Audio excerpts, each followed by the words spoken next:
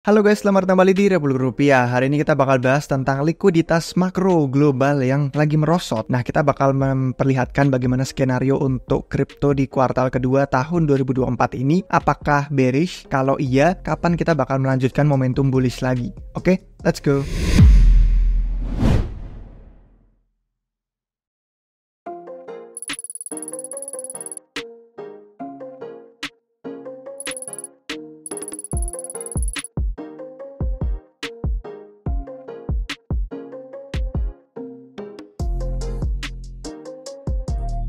Baik guys, sebelum kita mulai masuk ke topik, untuk yang sudah jadi member Republik Rupiah, kalian bisa cek langsung artikelnya di dashboard republikrupiah.com. Kalian sudah bisa lihat kemarin, sebenarnya cuma saya lupa ngasih notifnya di Discord. Tapi di situ lengkap untuk artikel tertulis, sumber, gambar, visual, charts, dan segala macamnya. Oke, hari ini kita bakal bahas tentang keyakinan kami di Republik Rupiah yang udah sebenarnya kita bahas ya di video akhir tahun lalu tentang narasi pasar dan makro tahun 2024. Dan di situ kita bilang performa harga aset yang berisiko itu bakal unggul didukung sama likuiditas global yang semakin kuat. Nah, cuman sejauh ini kalau misalkan kita lihat ya ada benernya gitu kan. Ini ada chart yang udah kami capture tentang gimana gerakan harga aset berisiko, utamanya kalau di kripto tuh kayak BTC ETH sama SOL, terus dibandingin sama aset-aset tradisional kayak komoditas, terus saham, terus obligasi pemerintah, surat utang lain dan kawan-kawannya. Bahkan ada emas sama perak juga. Jadi dari sejauh ini kita lihat memang bener sih tren kenaikan likuiditas global itu kuat banget. Cuman ada beberapa tantangan yang sebenarnya perlu kita pantau di kuartal kedua tahun 2024 ini. Dan tujuan konten ini bukan untuk menakut-nakuti atau memprediksi kejatuhan pasar, bukan, karena kita juga nggak pernah tahu ke depannya akan gimana, tapi tujuannya membagikan info, karena kalian suka akan konten makro. Kemarin di video Bliudi banyak yang komentar update lebih sering untuk konten makro. Jadi hari ini kita bakal kasih informasi di balik layar tuh lagi kayak apa sih keadaan makroekonomi dan apa yang perlu diwaspadai kalau tren yang bisa dipandang buruk itu lanjut ke depannya. Yang pasti koreksi pasar itu dapat menjadi peluang ya untuk investor yang memang suka sama gerakan harga yang diskonnya sedap dan mereka memang yakin untuk jangka panjang. Nah, salah satu tantangan yang paling jelas ini udah kita bahas di video minggu lalu, itu adalah local top di dalam likuiditas global dari bank sentral. Jadi pada tengah Januari kita mulai lihat tanda-tanda bahwa likuiditas bank sentral mulai turun, dan itu kebalikannya dari tren 6-8 bulan terakhir yang didorong oleh Fed Amerika Serikat sama Bank Rakyat Cina itu nyuntik dana luar biasa tinggi. Untungnya pas bertepatan kita pertengahan Januari itu lumayan menurun likuiditas globalnya. Nah, untungnya pas ada ETF spot Bitcoin itu disetujui. Jadi mendorong gelombang permintaan lain untuk orang-orang pada masuk ke aset BTC. Nah, arus masuk dari ETF ini membantu untuk melawan likuiditas global yang sedang memudar mulai dari pertengahan bulan Januari itu. Dan sampai sekarang kita udah di kuartal kedua di bulan April, lumayan membantu flow dari ETF. Nah, pertanyaannya apakah tren positif ini bakal lanjut terus? Itu di video yang minggu lalu kami udah tanya. Nah, hari ini kita bakal jawab itu. Apakah permintaannya itu cukup kuat untuk bisa mengimbangi gangguan likuiditas dalam jangka pendek? Oke, kalau kita ngelihat dari satu sisi dulu. Di satu sisi di video yang tadi udah kita bahas di awal, kalau kalian lihat di channel kami itu narasi 2024, kalian tinggal geser ke sebelah sini, ada yang khusus bahasannya tentang pasar dan makro. Di sini kita udah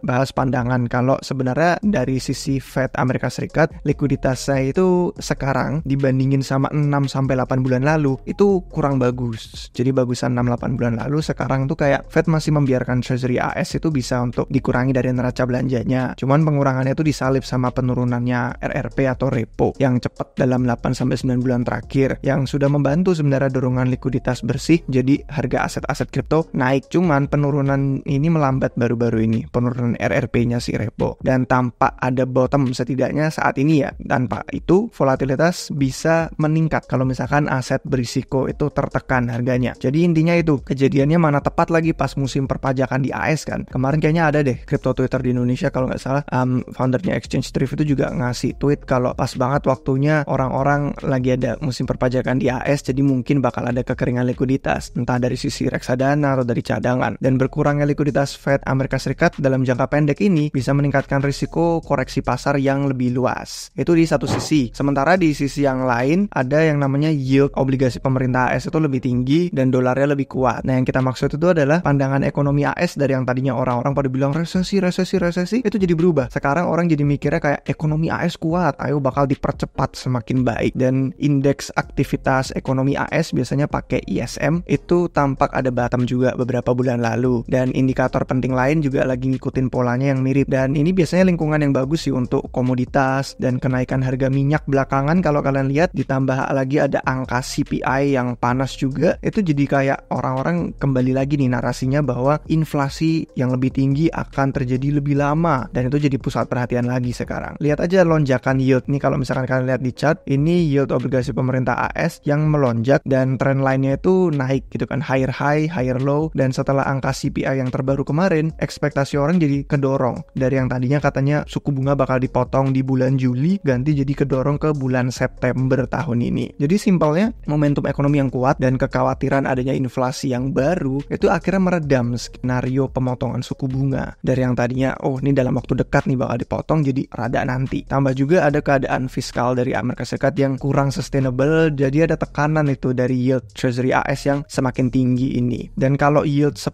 tahun ini kan surat utang pemerintah yang 10 tahun. Kalau yang 10 tahun ini balik, ini kan udah di angka 4 komaan. Kalau balik menuju ke angka 5%, itu dapat memicu volatilitas pasar obligasi yang jadi kayak balik arah. Karena itu jadi satu tekanan likuiditas global lagi. Dan selain itu, kalau kita ngeliat ke chart yang berikutnya, ini menunjukkan bahwa indeks dolar AS atau DXY itu juga lagi ngikutin gerakan yieldnya Treasury AS yang chart tadi sebelumnya, itu jadi semakin tinggi. Jadi ngikutin. Dan spread yang meluas antara AS sama rekan-rekan global yang lain itu juga mendukung bahwa dolar Amerika Serikat lebih kuat bandingin sama forex mata uang fiat yang negara besar lainnya. Dan ini bisa lanjut selama pasar itu menyesuaikan keputusan Fed nanti. Kalau Fed itu lebih dipandang daripada negara-negara utama lainnya, jadi bakal menyesuaikan ke sana. Dan intinya apa sih guys, kita bahas chart-chart ini. Intinya adalah yield Treasury AS tadi lebih tinggi dan volatilitas pasar obligasi jadi lebih ganas. Dan dolar Amerika Serikat kan lagi lebih kuat. Dan akhirnya penurunan likuiditas bank sentral, terutama dari Fed Amerika Serikat, itu jadi semuanya potensi-potensi yang menantang pasar beberapa waktu ke depan. Dan ini berbeda dari kebiasaan kita di pasar 6-9 bulan terakhir kayak up only ya. Rasanya kayak positif, mantap, kita lonjak naik terus, all time high baru, tembus, gaskan aja. Kita BTC season, BTC dominance, altcoin season, dan lain-lain. Nah, ini jadi tantangan sekarang. Di bawah permukaan itu ada hal yang lebih besar sedang dimasak dari sisi makro ya. Dan narasi uang fiat udah bobrok itu terbukti juga dari sini karena menarik permintaan untuk aset-aset yang bisa melawan inflasi itu tadi, melawan uang fiat yang bobrok. Nah, sekarang kita lihat nih, satu-satunya jalan keluar apa?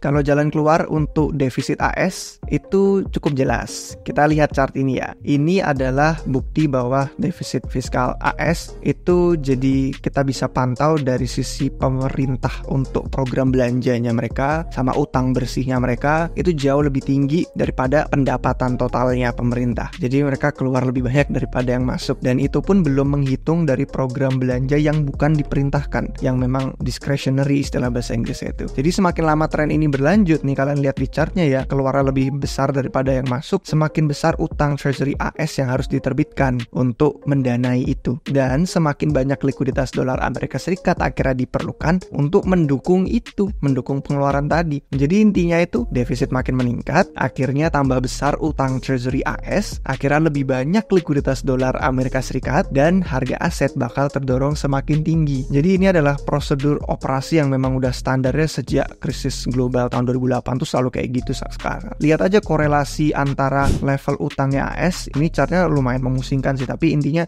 kalian perlu perhatiin aja bahwa yang garis lurus itu merupakan level utangnya Amerika Serikat yang naik terus yang titik-titik volatil itu adalah neraca belanjanya Fed, dan ini dipantau selama 15 tahun terakhir, jadi sejak krisis global 2008, dan itu korelasinya bener-bener ada hubungan kuat. Dan kita lihat juga kalau pasar saham ya, pasar ekuitas, nah ini chart yang berikutnya mirip-mirip kan, yaitu sama, karena korelasi relasinya tuh kuat banget sama likuiditasnya Fed. Jadi nggak mengejutkan, hubungan antara S&P 500 itu juga sama level utang AS-nya yang ngikut polanya. Dan kalau misalkan kita lihat hubungannya sama aset kripto, contoh yang paling besar kayak BTC, ya sama lagi, hubungannya juga serupa. Taruhan terbesar, BTC itu kan taruhan terbesar untuk melawan inflasi moneter dan melawan mata uang fiat yang nilainya turun terus. Jadi ini utang Fed makin naik dan harga BTC juga mengikuti polanya jadi makin naik. Jadi kita selalu kembali ke titik yang penting ini sama aja, hanya butuh waktu, hanya memakan waktu. Pada akhirnya likuiditas dolar Amerika Serikat yang lebih banyak itu bakal datang nanti. Risiko terbesarnya adalah cuman soal timing aja. Kalau dalam jangka pendek ini mungkin lebih berisiko dan berbahaya, timingnya kita nggak tahu kapan printer uang akan mulai menyala lagi untuk dicetak, dan mungkin aja kita jadi kurang pas timingnya, jadi ngerasa kayak aduh ini bearish min, kapan bullishnya, kayak saya nggak sabar untuk nunggu, udah kayak all in, udah masuk dan DCA tapi kok nggak ada hasilnya. Itu aja risikonya soal timing, tapi nanti akan ada lebih banyak likuiditas dolar AS. Nah ini yang akan kita jelaskan kok bisa kayak gitu.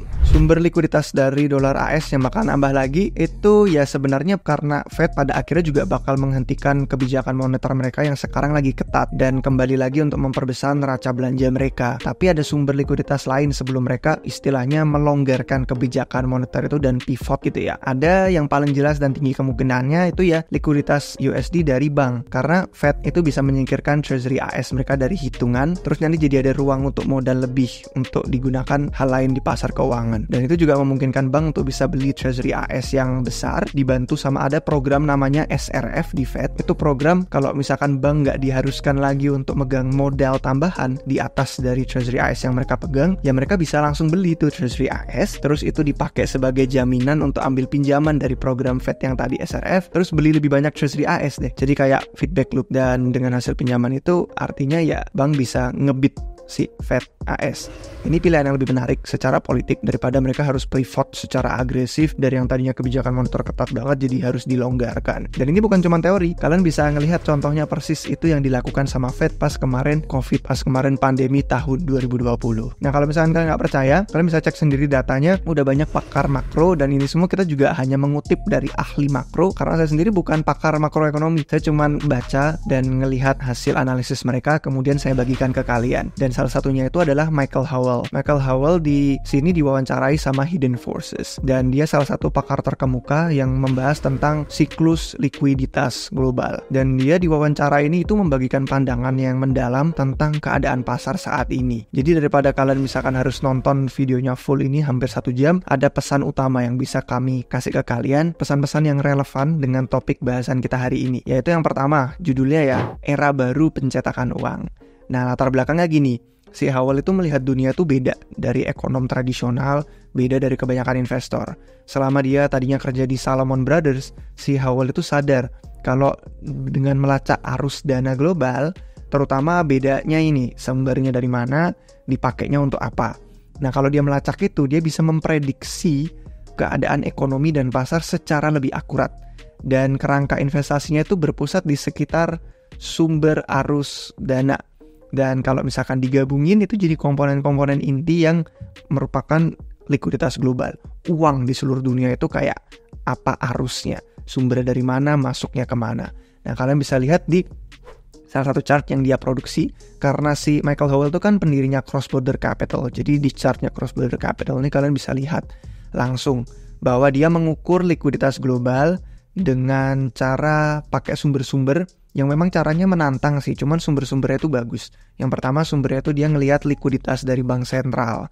Ini komponen yang penting dan fokus kita untuk video ini. Terus yang kedua, tabungan dari sektor swasta. Terus yang ketiga itu ada pinjaman dan kredit dari bank. Terus yang keempat itu ada arus lintas negara. Nah karena kebanyakan pinjaman zaman sekarang itu ada kolateralnya ya, ada jaminan, ada agunannya, harga sama volatilitas pasar itu jadi berdampak ke ekspansi likuiditas global. Karena pemberi pinjaman pasti lebih suka ngasih kredit waktu nilai jaminannya itu stabil. Sementara jadi orang yang ngambil pinjamannya juga kapasitas kreditnya jadi lebih tinggi. Cuman kalau harga asetnya turun, ya itu jadi cenderung berdampak sebaliknya. Treasury AS nih contohnya. Itu kan salah satu bukti bentuk agunan yang paling populer. Treasury AS itu sering dipakai untuk sebagai jaminan dan diterima secara meluas juga. Itulah kenapa tren volatilitas pasarnya Treasury AS yang tadi kita bahas di awal itu jadi penting untuk dilacak. Dan Howell itu termasuk yang pertama menyadari bottom. Michael Howell ini yang pertama kali sadar bahwa siklus likuiditas global pas Oktober 2022 itu udah bottom. Itu dia yang pertama kali nge-call dan keren banget. Karena Oktober 2022 itu kan sebulan sebelum adanya FTX. Jadi udah bottom, terus sejak itu likuiditas global meningkat luar biasa pesat. Makanya awal tahun 2023 sampai akhir 2023 dan awal tahun ini luar biasa up only. Karena itu tadi dia udah ngelihat likuiditas globalnya udah bottom nih. Jadi kalau likuiditas globalnya bakal meningkat, itu masuk ke aset yang berisiko karena orang lebih berani. Dan sebenarnya yang terjadi di Oktober 2022 itu yang dia pikirin sebagai bottom, itu karena dia juga ngelihat krisis di Inggris. Ini ada beritanya di Financial Times. Kalau misalkan kalian ngeliat chart di sini, ini sebenarnya yang merupakan titik pemicu utama krisis obligasi pemerintah di Inggris. Jadi koreksi tajam obligasi pemerintah Inggris itu terjadi. Dan itu karena dipicu sama Perdana Menteri yang waktu itu Liz Truss itu mengumumkan bahwa mereka bakal ada defisit anggaran yang agresif. Dan itu nggak ada pendanaannya. Jadi ada peringatan. Itu jadi peringatan kalau pembuat kebijakan moneter dan fiskal di seluruh dunia itu sebenarnya tahu sekarang betapa rentannya pasar obligasi pemerintah. Surat utang pemerintah tuh kayak rentan banget. Hanya didorong sama keyakinan orang. Yang penting yakin gitu kan. Kalau yakin ya udah aman. Tapi kalau nggak yakin ya itu udah kita lihat di akhir tahun 2022. Nah sejak bottom itu kita sudah menyaksikan tren kenaikan likuiditas global. Nah ini nih kalian lihat aja sendiri chartnya ya. Ini pas terjadi krisis obligasi pemerintah UK yang dari tadi kita bahas. Terus sejak itu likuiditas global meningkat luar biasa pesat sampai kita lihat aset berisiko kayak BTC itu luar biasa mantap kenaikannya. Jadi BTC dan pasar kripto jadi GG performanya. Dan petinggi bank sentral itu jadi akan fokus perhatian mereka pada ya memang ada mandat intinya mereka itu ya harus mempertahankan harga yang stabil dan memastikan kalau lapangan pekerjaan yang maksimum itu juga semua orang bisa digaji tapi nggak mendorong inflasi terlalu tinggi. Itu mandat utama mereka. Cuman ya sampai ada yang rusak, mereka ngelihat krisis UK tadi, contohnya kalau integritas surat utang negara itu jadi prioritas nomor 1 sebenarnya yang harusnya dipandang di atas segalanya oleh para pembuat kebijakan negara-negara.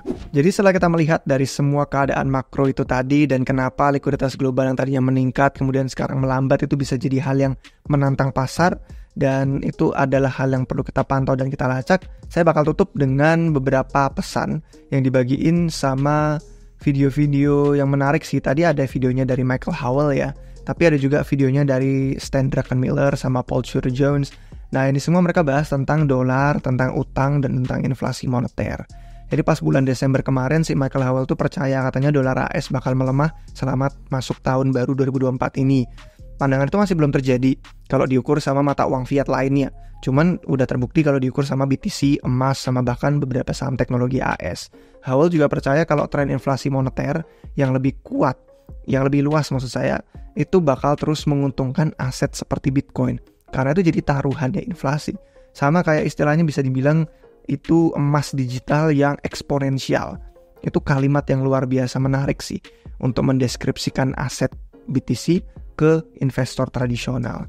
Dan biar jelas, yang dimaksud inflasi moneter ini bukan berarti dolar AS itu bakal hancur dan kolaps. Bukan itu yang dimaksud.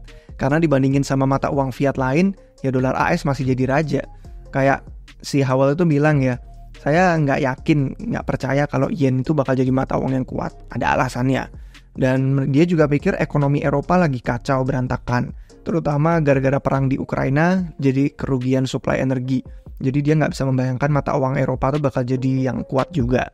Dan ya meskipun AS bukan mata uang yang terbaik, dia masih lebih baik daripada mata uang fiat lainnya. Dan efek dari inflasi moneter tuh paling tepat dirasakan sama aset-aset kayak BTC dan aset kripto favorit kita. Itulah kenapa jadi bullish pada akhirnya secara jangka panjang nanti. Howell percaya ada terlalu banyak fokus cuman nih ya. Kalau misalkan orang bahas makro tuh ya, kalau di channel kripto atau bahkan saham biasanya kita ngelihat kan banyak orang ngomongin soal suku bunga, terlalu banyak fokusnya di situ. Padahal kata Michael Howell, kalau terlalu fokus ngeliatin data angka dari Fed, keputusan dari FOMC, itu kayak nggak make sense. Karena faktanya ya aset kripto dan aset saham berisiko itu sudah performanya tuh unggul banget loh selama 18 bulan terakhir. Dan 18 bulan terakhir suku bunganya tuh tinggi. Jadi pasar tuh udah naik terus selama periode waktu itu, dan ekspektasi kebijakan suku bunga udah berubah ke sana kemari. Katanya suku bunga naik, katanya suku bunga turun, katanya suku bunga naik lagi. Dan itu nggak begitu berdampak ke pasar ternyata. Kita sudah melihat yang mendorong pasar sampai aset kripto dan saham berisiko tuh bisa terbang luar biasa tinggi 18 bulan terakhir, yaitu likuiditasnya. Bukan soal suku bungaan. Ya, jadi itulah kenapa Michael Howell melacak tentang likuiditas global yang dari tadi kita bahas. Dan katanya argumen ini dia singgung juga di video yang tadi, kalau suku bunga tuh didasarin sama pandangan ada titik equilibriumnya. Nah, si Howell nyinggung katanya, ada pendapat yang kekeh nih, orang-orang sejak lama bilang penting banget suku bunga harus diliatin, suku bunga tuh harus rendah, nggak boleh tinggi. Ya padahal itu masalahnya, kalau suku bunga rendah, akhirnya orang jadi punya insentif untuk ngambil utang lebih banyak, dan utang itulah masalahnya. Itu katanya Michael Howell. Jadi dia percaya dinamika pasar treasury saat ini di AS itu menandakan mereka lagi berusaha untuk ngontrol suku bunga secara diam-diam, yang mana itu buruk untuk kesehatan ekonomi AS dalam jangka panjang. Dan ini nyambung sama perkataan yang tadi saya maksud nih, ada video tambahan Stan Druckenmiller sama Paul Tudor Jones. Di wawancara ini mereka tuh bilang katanya kalau mereka ngelihat angka yang keluar dari Treasury tentang pernyataan financing triwulanan mereka, itu katanya itu angka kayak di Amerika Latin, bukan di Amerika Serikat, katanya Stan Druckenmiller gitu. Dan menurut Howell sama Druckenmiller, ini harusnya jadi tanda waspada, tanda peringatan untuk para investor di pasar. Kalau Treasury terus memberi pendanaan, kita ada di jalan menuju defisit. Dan sejarah itu contohnya ada banyak banget. Kalau misalkan kalian mau lihat, yang paling bisa diingat itu ya Amerika Serikat setelah Perang Dunia Kedua, atau Inggris setelah Perang Dunia yang pertama. Jadi ketika bank itu punya banyak sekuritas treasury dari pendanaan perang-perang itu tadi. Jadi kalau ditanya soal tujuan akhirnya kok defisit terus fiskal AS dan potensinya nanti kalau balik lagi kebijakannya longgar tuh gimana? Si Howell tuh bilangnya gini analoginya, kayak film Alice in Wonderland. Kalau kalian udah lihat yang Through the Looking Glass, itu kan ada si Ratu Merahnya bilang ke Alice ya. Dia bilang kamu itu harus lari lebih kencang hanya untuk bertahan di posisi yang sama. Jadi lari kencang tuh ya cuma posisinya sama. Karena kalau Ratu Merah bilang katanya duniamu tuh lambat. Jadi kalau mau nyalip harus lari jauh lebih kenceng lagi. Dan itu yang dianalogikan sama si Howell. Jadi ini menempatkan Fed di posisi yang sulit. Kalau mereka mulai beli Treasury AS lagi dengan tujuan untuk mendorong harganya naik biar yieldnya terbatasi, nggak terlalu tinggi, ya mereka jadi menyuntikkan likuiditas dong, sama aja masukin likuiditas ke dalam sistem. Dan akhirnya jadi orang-orang kalau udah ada likuiditas nggak tertarik sama aset yang aman kayak obligasi itu. Orang pasti masuknya ke yang berisiko, alternatifnya entah itu kripto, entah itu saham teknologi. Jadi potensinya dapat memaksa nanti ada intervensi lebih lanjut biar yieldnya nggak meningkat melebihi batas. Jadi kayak lingkaran setan yang kuat banget di situ. Dan pada batasnya jadi kayak kalau kita ngelihat Jepang kemarin ada contohnya kan, di pasar obligasi yang bermasalah. Si Howell tuh nanya juga katanya, Jepang berhasil nggak kemarin, gimana tuh? Akhirnya Bank Jepang punya sebagian besar utangnya. Ya oke, nggak apa-apa dia punya sebagian besar utang, tapi gimana kerugiannya buat ekonomi Jepang? Dan Howell berpendapat ekonomi Jepang jadi lambat sih tumbuhnya dan bakal sangat sulit meningkat karena ada beban utang yang besar banget untuk didanai, dan juga pemerintah malah memonetisasi utang itu. Cuman implikasinya ya nggak ada resisi, inflasi juga nggak begitu tinggi, suku bunga juga tetap cukup jinak, jadi ekonominya ya lanjut aja dan bukan sebuah skenario yang kayak bencana. Jadi akibatnya Howell nggak percaya kalau Amerika Serikat itu bakal mengalami hiperinflasi atau resesi yang dalam. Politikus atau pembuat kebijakan bakal terus menunda-nunda masalahnya lewat skema monetisasi utang ini, yang hasilnya nanti tingkat inflasi bakal lebih tinggi selama pengutang itu bakal rugi dalam jangka panjangnya. Jadi ya kayak jahat ya, dalam kalimatnya si Russell Napler tuh dia bilang ini adalah penindasan keuangan. Jadi kesimpulannya apa sih Min? Kok dari tadi ngomongin soal makro yang bisa dibilang kayak berat banget nih bahasannya, kayak kurang paham Min, intinya aja gimana kesimpulannya? Oke, singkatnya gini, Si Michael Howell itu bilang waspada dalam jangka pendek. Dia pikir Wall Street itu terlalu gegabah dan tidak siap. Dia percaya beberapa bulan ke depan akan menjadi waktu yang jauh lebih menantang di pasar. Dan daripada beberapa bulan sebelumnya, mungkin kalian bakal lebih sering panik bisa dibilang ya dalam beberapa bulan ke depan. Dan dari sisi risk reward, risikonya sama rewardnya di pasar itu sudah berubah sekarang. Cuman walaupun begitu, si Howell itu bilang dalam jangka panjangnya, dia percaya siklus likuiditas global itu masih ada space, masih ada ruang untuk bertumbuh. Ini dia bahas di artikel Substack-nya dia tentang likuiditas bank sentral dunia. Targetnya dia itu gini, akhir tahun 2025 itu adalah puncak berikutnya. Dalam jangka panjang, ekspektasi dia inflasi moneter bakal terus lanjut dan aset seperti BTC bakal terus performanya lebih baik selama negara dan mata uang fiat bakal makin hancur. Dan saham yang kuat di pasar juga, entah itu saham teknologi, itu juga cenderung mengalami performa lumayan selama ini. Jadi pandangan dia selaras ya sama komentar yang diomongin sama wawancara Paul Tudor Jones sama Stanley Druckenmiller tadi di akhir tahun 2023. Jadi hal terbaik yang selalu kami lakukan adalah abaikan kebisingan yang ada di pasar. Peluang itu akan muncul dengan sendirinya waktu kita lihat ada koreksi nih di aset selama jangka pendek yang kita lihat performanya nanti dalam jangka panjang itu ada tren kenaikan bagus. Jadi selama kuartal kedua tahun 2024 ini guys, maju terus pantang mundur. Oke, terima kasih sudah nonton sampai akhir. Kalau misalkan kalian suka videonya dan dirasa bermanfaat, jangan lupa kasih jempol, jangan lupa subscribe biar nggak ketinggalan video baru dari Republik Rupiah. Sampai jumpa di episode berikutnya guys. Cheers.